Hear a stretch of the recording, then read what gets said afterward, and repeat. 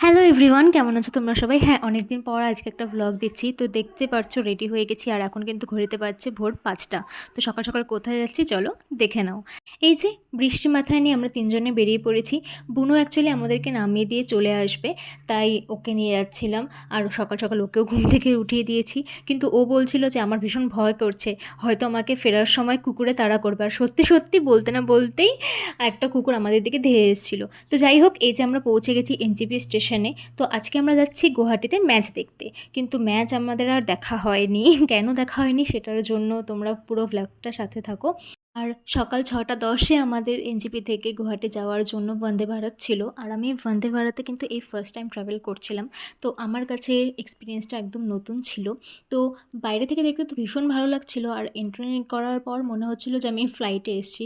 কিন্তু আবার সিটে বসার পর মনে হচ্ছিল যেন আমি বাসে ট্রাভেল করছি। মানে এটাকে আমি ট্রেন, বাস অ্যান্ড প্লেন তিনটে কম্বিনেশনে বলতে পারি।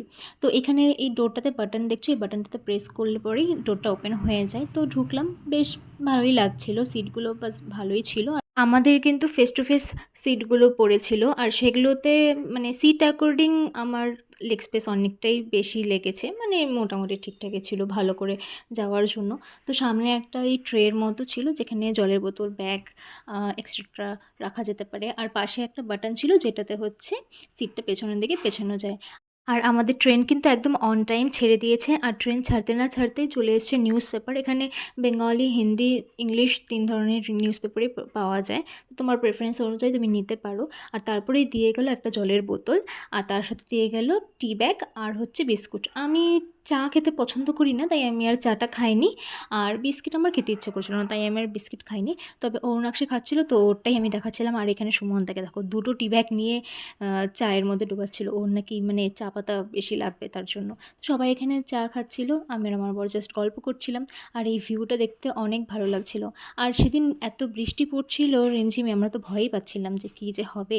তো তারপরে দিয়ে গেল আমাদেরকে ব্রেকফাস্ট। আর ব্রেকফাস্টে আমি এতদিন ব্লগে দেখে এসেছি যে লুচি দেয়, তো এখানে আমি জানতাম না। তো আমি লুচি আশা করেই ছিলাম, বাট দিল হচ্ছে কিছু ভেজিটেবলস সর্টে করা ছিল, একটা দুটো কাটলেট ছিল যার মধ্যে পনিরের পরিমাণ একদমই অল্প ছিল। আর ভেজিটেবলসগুলো ওই সেদ্ধ করাই ছিল, আর কিছু ছিল না। আর ছিল দুটো মোটা মোটা পাউরুটি। আমি ব্রেকফাস্টের কিচ্ছু খাইনি, কিছু না মানে কিছুই না। আর জুসও ছিল, টি ব্যাগও ছিল, জল ছিল, কিন্তু আমি কিছুই খাইনি। আমি টোটালি ব্রেকফাস্টটা স্কিপ করে গেছি, বিকজ আমার এগুলো কিছুই খেতে ইচ্ছে করছিল না। আর জানি না কেন আমাদের অপশানে ননভেজ অপশান ছিলই না। তো এই যে ব্রহ্মপুত্র নদী দেখতে দেখতে আমরা স্টেশনে কিন্তু পৌঁছে গেছি। আর স্টেশনে নেমেই হোটেলে চেক ইন করেই আমরা চলে এসেছিলাম খেতে, কারণ আমি যেহেতু ব্রেকফাস্ট স্কিপ করেছি আমার তো ভীষণ খিদে পেয়ে গেছিলো। তো সামনেই একটা ক্যাফেতে আমরা গিয়েছিলাম, আর ক্যাফেটার নাম হচ্ছে ক্যাফে UC24। ক্যাফেটা অ্যাম্বিয়েন্স তো সুন্দরই, তার থেকে সুন্দর তো খাবার দাবার। তো যাই হোক, চলো ফার্স্টটাকে ক্যাফেটাকে ঘুরে নাও। তো এটা ছিল এন্ট্রান্স, আর এন্ট্রান্স পয়েন্টে এত সুন্দর একটা ফটোজেনিক একটা এরিয়া, মানে এত সুন্দর ডেকোরেশন করা ছিল, আমি জাস্ট চোখ ফেরাতে পারছিলাম না। মানে সিটের থেকেও বেশি এই সব দিকের দিকে আমার বেশি আকর্ষণ যাচ্ছিলো। তো যাই হোক, অনেকটা খিদে সহ্য করে ফাইনালি আমরা আমাদের প্লেট পেয়ে গেলাম। আর এখানে আমাদেরকে কিন্তু কাঁসার থালায় সার্ভ করা হয়েছিল। আর খাওয়ার দাওয়ার মানে এরকম একটা ক্যাফেতে এত ভালো খাবার পাওয়া যায়, সিরিয়াসলি আমাদের ভাবনার বাইরে ছিল। মানে ডাল বলো, সবজি বলো, এভরিথিং ওয়াজ পারফেক্ট।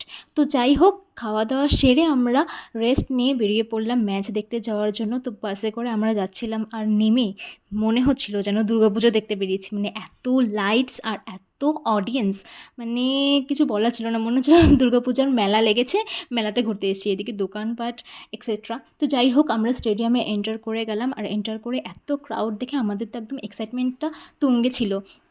কিন্তু এক্সাইটমেন্ট তুঙ্গে থাকার কোনো কিছু নেই। মাঠে এন্ট্রি করেই আমাদের তো একদম চোখ মুখ সবার ভার, কারণ মাঠটা পুরোটাই কভার করা ছিল ডিউ টু রেন। ম্যাচটা ছিল কলকাতার রাজস্থানের, কিন্তু বৃষ্টি এত হচ্ছিল, শুধু টসটাই হলো, কিন্তু তবু আবার বৃষ্টি নেমে যায়, তাই ম্যাচটা ক্যান্সেল হয়ে যায়। তো আমি তো খুব মন খারাপ করে বসেছিলাম, কিন্তু ও বলছিল দেখো এই জিনিসটা তো আর কখনো ফিরে পাবে না, এটাকেই এনজয় করো। সত্যি এরকম সাপোর্টিভ হাজব্যান্ড পাওয়া সত্যি খুব ভাগ্যের ব্যাপার।